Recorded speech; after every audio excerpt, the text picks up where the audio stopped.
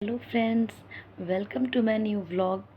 सो friends, जैसा कि आपको टाइटल देख के लग रहा है, आपने टाइटल देख के ये तो समझ लिया होगा कि मेरी जो इस टाइम तबीयत है वो बहुत ज़्यादा ख़राब हो रखी है। रीज़न उसका कुछ भी नहीं है अगर मैं बोलूँ तो, लेकिन कुछ चीज़ें ऐसी होती हैं जो हम लोगों को पता नहीं होती हैं बिल्कुल भी, वो बस होती रहती हैं। और जब बहुत ज़्यादा बढ़ जाता है तो हम लोगों को अपने बारे में लगता है कि अरे मैंने यहाँ पे अपना ध्यान नहीं दिया, तो मेरी तबीयत यहाँ इतनी सीरियस हो गई। तो ऐसा ही कुछ मेरे साथ हुआ। मैं अपना वीडियो वगैरह जो भी है ना, 2 दिन पहले ही सब कुछ एडिट करके और सेव की थी, लेकिन उसको डालने का टाइम नहीं मिल रहा था। उसका रीज़न ये था कि गणपति जी आए हुए हैं, आप सभी को पता है। मेरे व्लॉग को आप देखते हैं, आप सभी को पता है कि गणपति जी मेरे घर पे आए हैं। तो उनकी तैयारियाँ, उनसे खूब सारी बातें करना मुझे बहुत अच्छा लगता है। तो मुझे ऐसा लगता है कि मेरे घर पे मेरा कोई बहुत करीबी मेंबर आया है, और जिससे मैं सारी बातें कह सकती हूँ, और जिससे कहने के बाद से अगर मेरी लाइफ में कुछ प्रॉब्लम चल रही है तो वो भी बहुत जल्दी दूर हो जाएगी। ये सोच कर मैं अपने गणपति से सब कुछ शेयर करती हूँ, जितना भी मुझे उनसे बात करना होता है मैं करती हूँ। तो इस वजह से मैं वीडियो नहीं डाल पा रही थी, इवन दो सब कुछ सेव करके रखा था, लेकिन सिर्फ अपलोड करने का ही टाइम नहीं मिल रहा था। वो मैं आप सभी से शेयर कर चुकी हूँ, तो प्लीज़ आप जाकर वो वीडियो देख लीजिएगा। बात करते हैं कल शाम की। तो फ्रेंड्स, अचानक से क्या हुआ कि मेरी जो तबीयत है ना वो ख़राब हो गई। और तबीयत की बात करें तो मुझे कुछ भी नहीं, मुझे बहुत तेज़ चक्कर आ रहा था। पहले तो मैंने इग्नोर किया, और मैं आपको बताऊं कि इवान की भी तबीयत बहुत ख़राब चल रही है। उसका जो खांसी वाली प्रॉब्लम है ना, जो उसको कफ़ हो रहा है, कफ़ नहीं है उसको इस टाइम, बस खांसी हो रही, सूखी खांसी हो रही है। इसलिए मैं उसको कल स्कूल नहीं भेजी, क्योंकि उसको इतनी ज़्यादा खांसी हो रही थी। पहले उसके टेस्ट चल रहे थे, एग्ज़ाम चल रहे थे, तो मैंने उसको भेजा दवाई वगैरह देकर। लेकिन 2 दिन से उसकी खांसी बहुत ज़्यादा बढ़ गई। और आप सोचेंगे कि मैं दवा नहीं करा रही, मैं सारी दवा करा रही हूँ टाइम से। डॉक्टर ने उसको नेबुलाइज़र करने के लिए कहा, सारा कुछ हम लोगों ने कर दिया है। आपको मैंने शेयर किया था, इवान का सारा टेस्ट करवा रखा है, उसमें कोई प्रॉब्लम नहीं है। आप सभी के ब्लेसिंग्स की वजह से, भगवान के आशीर्वाद की वजह से, आप सभी इतना ज़्यादा मुझे प्यार करते हो, मेरे बच्चे को प्यार करते हो, कोई प्रॉब्लम नहीं है। उसके सारे टेस्ट नॉर्मल हैं, फिर भी उसको ये प्रॉब्लम क्यों हो रही है बिल्कुल भी समझ में नहीं आ रहा है। तो मैं आपको बताऊं कि कल शाम को क्या हुआ कि मेरी मेरी तबीयत थोड़ी-सी ख़राब लगी मुझे, तो मैंने उसको इग्नोर कर दिया। और मैं एज़ यूजुअल खाना जो बनाती हूँ गणपति के लिए, वो मैं उनके लिए बना रही थी। जब मैं बना के कमरे में आई तो मैंने नोटिस किया कि मुझे बहुत ज़्यादा स्वेट हो रहा है, इतना ज़्यादा पसीना हो रखा है। मुझे लगा गर्मी की वजह से, तो मैंने एसी थोड़ा-सा और तेज़ किया, और मैंने उस कमरे में थोड़ा रेस्ट किया। 1 से 2 मिनट बाद मुझे ध्यान आया कि इवान के लिए कुछ मेडिसिन्स लानी है, तो मैंने उसका डॉक्टर का पर्चा खोजना शुरू किया। तो जैसे मैं झुकी पर्चा खोजने के लिए, मुझे और तेज़ चक्कर आया। तो मैंने कहा ये क्या हो रहा है मेरे साथ? तो मैं कमरे में ही बैठ गई, इसी कमरे में बैठ गई ऐसे बेड के सहारे। तो मैंने इवान को बोला, इवान भाग के जाओ, बुआ को बोलो मम्मा की तबीयत ख़राब हो गई। तो इवान जो है ना, समझा नहीं पाया अपनी बुआ को, कि वो है ही इतना ज़्यादा छोटा। लेकिन उसके बावजूद भी उसको जो समझ में आया, उसने जाके अपनी बुआ से बोला कि मम्मा को तबीयत ख़राब है, एम्बुलेंस बुलाते हैं। क्योंकि वो 1-2 ऐसे कार्टून्स देखता है जहाँ पे एम्बुलेंस वग़ैरह तबीयत ख़राब होने पे बुलाते हैं। तो उसकी बुआ ने सोचा कि वो वही वाली एक्टिंग कर रहा है, क्योंकि इवान नॉर्मली करता है ये वाली एक्टिंग। तो उसकी बुआ नहीं समझ पाई। फिर मैंने अब किसी तरीके से अपने कोशिश की कि प्रिया को मैं बुलाऊँ। तो मैंने प्रिया को आवाज़ दिया, लेकिन प्रिया फिर नहीं समझ पाई कि क्या हो गया। उनको लगा कि मैं कहीं जा ही रही थी इवान के लिए मेडिसिन्स वग़ैरह लाने, तो मैं वहीं जा रही हूँ। तो प्रिया को भी वही लगा। उसके बाद से काफ़ी टाइम बाद प्रिया को लगा कि आवाज़ नहीं आ रही है। वो बोल रही है उधर से, भाभी भाभी, लेकिन मैं इधर से कोई रिप्लाई नहीं कर रही हूँ। तो प्रिया भागते हुए मेरे कमरे में आई। जब उन्होंने मेरी हालत देखी कि मेरी साँस बहुत तेज़ तेज़, मतलब मैं जो साँस है ना वो मैं मुँह से ले रही हूँ, मैं नोज़ से ले ही नहीं पा रही हूँ। तो प्रिया को बहुत तेज़ वो लगा, कि उन्होंने बोला क्या हो गया, क्या हो गया? फिर मैंने उनको समझाया कि मुझे बहुत तेज़ चक्कर आ रहा है। मैंने इशारे में ही समझाया कि मुझे बहुत तेज़ चक्कर आ रहा है। तो उन्होंने जैसे-तैसे करके मुझे लिटाया, और मैंने उनको बोला कि मुझे एक गैस की दवा दीजिए तुरंत, और 1 गिलास पानी दीजिए। तो गैस की दवा मैंने इसलिए माँगी फ्रेंड्स, क्योंकि हो सकता है कभी-कभी इंसान को गैस चढ़ जाता है, और मेरा गॉल ब्लैडर का ऑपरेशन हो रखा है। तो उसके बाद से ये गैस्ट्रिक वाली प्रॉब्लम बहुत ज़्यादा होती है मुझे। तो मैंने उनको तुरंत बोला कि मुझे एक गैस की एक मेडिसिन दीजिए और 1 गिलास पानी दीजिए। उन्होंने मुझे तुरंत दिया और मैंने वो दवा लेकर सोचा कि खुद ही आराम हो जाए। लेकिन फिर प्रिया मुझे देकर लेटा के और पापा के पास चली गईं। तो मुझे दर्द फिर से बहुत तेज़, यहाँ पे दर्द नहीं हो रहा था, हार्ट बीट मेरी बहुत तेज़ चल रही थी, मुझे ऐसा लग रहा था। मुझे फ़ील हो रहा था कि मेरी हार्ट बीट बहुत तेज़ चल रही है और मैं साँस नहीं ले पा रही हूँ। तो मैं किसी तरीके से संजीव को कॉल की।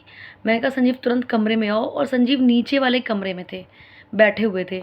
तो उनको जितना टाइम लगा होगा नीचे से ऊपर आने में, हो सकता है वो भी नहीं समझ पाए होंगे कि इतना सीरियस मैटर है।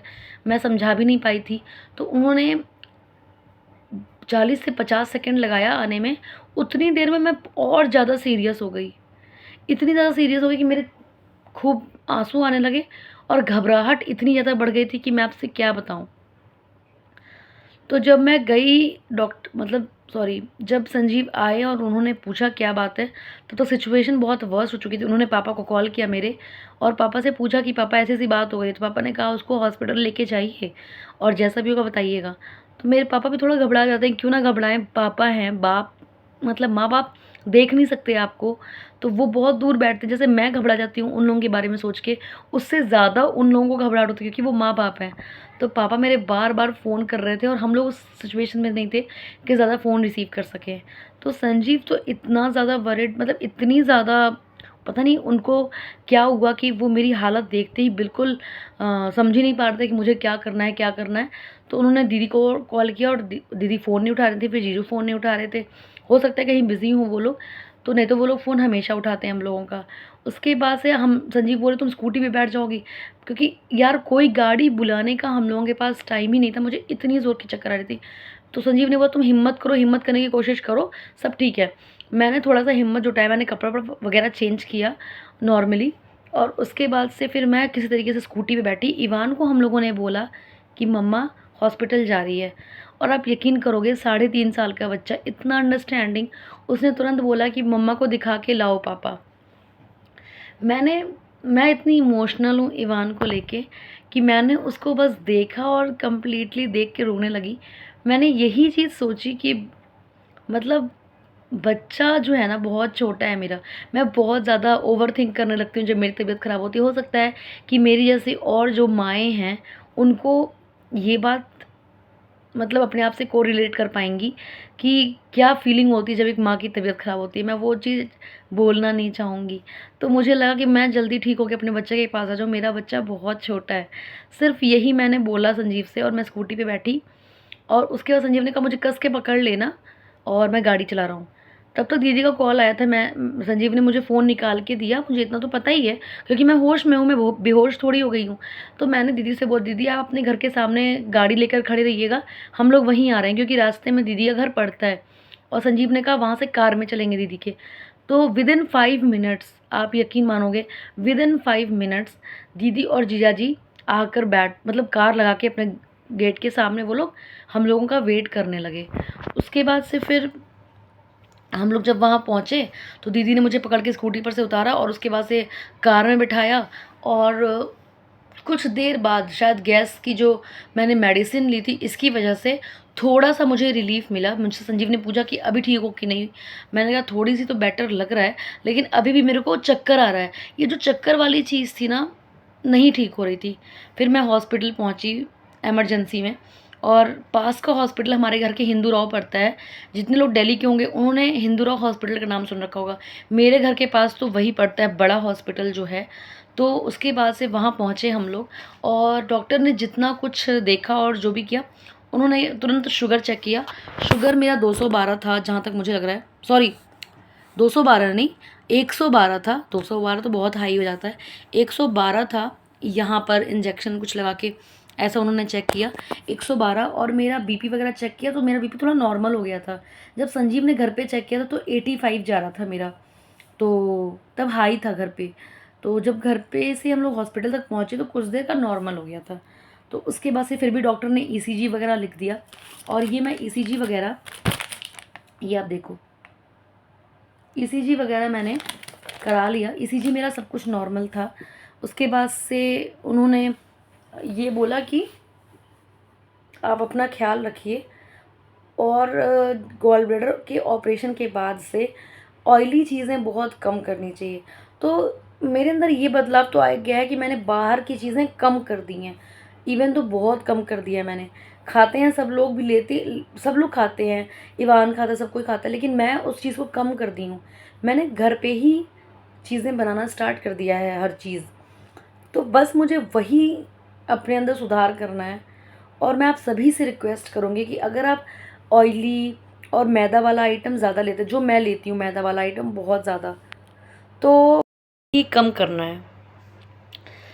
मैदा हमारे शरीर को बिल्कुल खोखला कर देता है। डॉक्टर ने भी कड़े लैंग्वेज में मुझसे कहा कि जीबी का ऑपरेशन हो रखा है, जिंदा नहीं रहना चाहती हो क्या? उसने ऐसे ऐसे बोला। तो मुझे ऐसा लगा कि भाई वाकई में जो डॉक्टर है मेरे भले के लिए ही बोल रही है, और मुझे जो है अपने अंदर बहुत ज़्यादा इम्प्रूवमेंट की ज़रूरत है। मेरे साथ एक नेगेटिव चीज़ ये हुई है कि मैं अपने ऊपर ध्यान बहुत कम रखने लगी हूँ। दूसरी बात, मैं ओवरथिंक बहुत ज़्यादा करती हूँ, टेंशन मुझे बहुत ज़्यादा होती है। मैं कोई भी चीज़ को बहुत ज़्यादा सोचने लग जाती हूँ कि ये कैसे होगा। मतलब मेरी लाइफ में ऐसी चीज़ें हैं भी नहीं जिसको लेकर टेंशन करने वाली बात है। मेरी फैमिली में बहुत ब्लेस्ड हूँ। मैं आपको बताऊँ, हॉस्पिटल दीदी मुझे ऐसे लेके जा रही, जैसे कोई अपने बच्चे को लेके जाता है ना, दीदी मुझे वैसे लेके जा रही थी। तो ये सब चीज़ें ना लोग प्रे करके मांगते हैं, मुझे अपने एक्शंस के थ्रू ये सब चीज़ें मिली हैं। तो मैं बहुत ब्लेस्ड हूँ अपनी फैमिली को लेकर। मेरी दोनों फैमिली बहुत अच्छी, बहुत कोऑपरेटिव है। और यहाँ पर घर पे एक नंद ने संभाल लिया, बाहर एक नंद ने संभाल लिया।